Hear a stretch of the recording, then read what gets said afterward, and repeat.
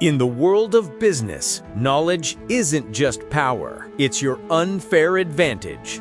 This is Momentum, your deep dive into the books that shape the world's most successful leaders. Let's begin. Picture your team's last big meeting. Everyone is nodding. Nobody interrupts. When you ask if everyone is on board with the new strategy, you get a chorus of yeps and sounds good. You end 5 minutes early. You walk out thinking, wow, we are totally aligned. You aren't aligned. You're actually in the middle of a silent crisis. That quiet agreement, it is slowly killing your company. We have this deeply ingrained belief that a quiet, polite team is a healthy team. But if you are sitting at a table where nobody is pushing back, nobody is visibly frustrated, and nobody is arguing, you don't have a great culture. You have artificial harmony. And artificial harmony is just a fancy term for a group of people who don't trust each other enough to tell the truth. Which brings us to the single biggest reason smart, talented teams fail. Today we are diving into Patrick Lencioni's absolute classic, The Five Dysfunctions of a Team.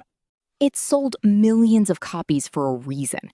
But what's brilliant about it is that Lencioni doesn't give you a boring textbook. He wrote a fable, a story about a fictional Silicon Valley company called Decision Tech. Decision Tech has the best product, the best engineers, the most funding, and they are completely tanking. So the board brings in a new CEO, Catherine Peterson. She's older, she's not a tech person, and the executive team immediately resents her. Right. And when Catherine observes her new executive team, she notices something weird. They never argue. The meetings are perfectly polite. And entirely useless. Exactly. Because the decisions get made in the hallway after the meeting. The side conversations, the whispered complaints by the coffee machine.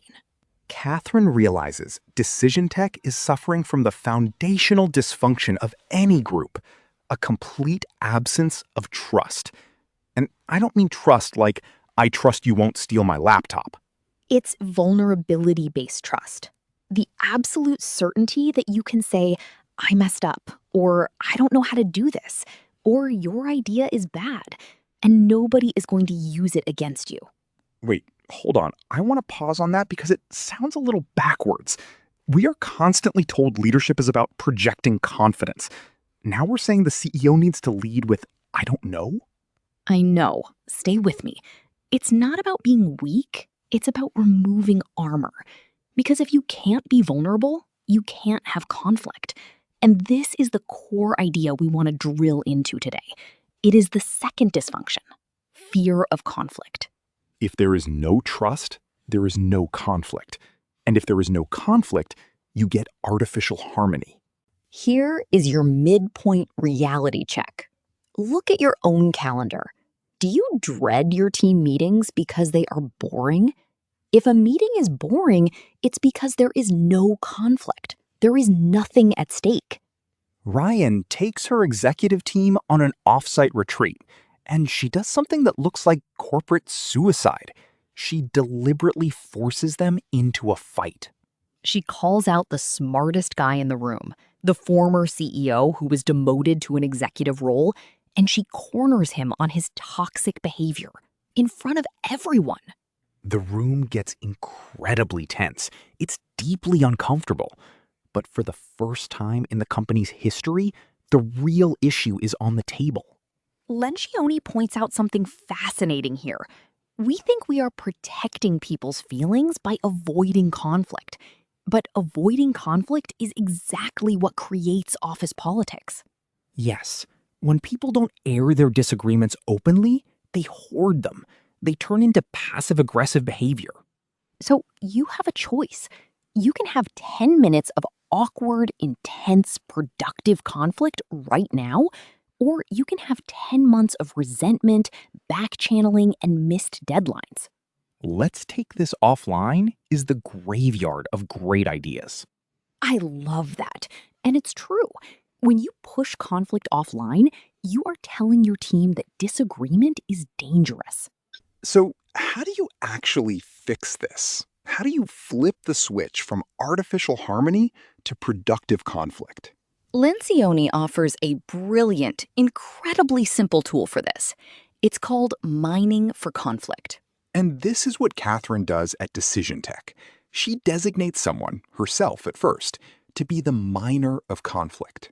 When you are mining for conflict, your only job in the meeting is to find buried disagreements and drag them into the sunlight. You literally interrupt the polite nodding. You say, "Hold on, Sarah, you said you were fine with this timeline, but your body language says you hate it. What's wrong with it?"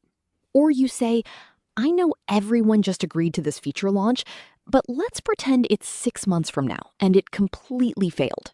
John, tell me exactly why it failed. You give them explicit permission to fight. And when the tension spikes and everyone starts feeling uncomfortable, the leader has to do something crucial. Real-time permission. You have to physically interrupt the argument and say, this is exactly what we need to be doing. Keep going. You are rewiring their brains. You are showing them that conflict isn't just safe, it's required. If your team is stuck right now, it's not because they lack talent. It's because they are too afraid to tell each other the ugly truth. Vulnerability precedes trust. Trust precedes conflict. Conflict precedes commitment. You cannot get a team to commit to a hard goal if they haven't passionately argued about it first. Tomorrow morning, in your very first meeting, I want you to mine for conflict. Find the elephant in the room and put it right in the center of the table. Watch what happens when the artificial harmony shatters. It's going to feel messy, but it's the only way you actually move forward. And you don't have to do this blindly. We've built a specific guided exercise for this exact moment inside the Momentum app. It's a 5-minute audio walkthrough that prepares you to walk into that meeting and pull out the conflict without making it personal. Go open the Momentum app right now. Search for Mining for Conflict and run through it before your next sync. And of course, Patrick Lencioni's The 5 Dysfunctions of a Team is mandatory reading for anyone who manages even one other human being.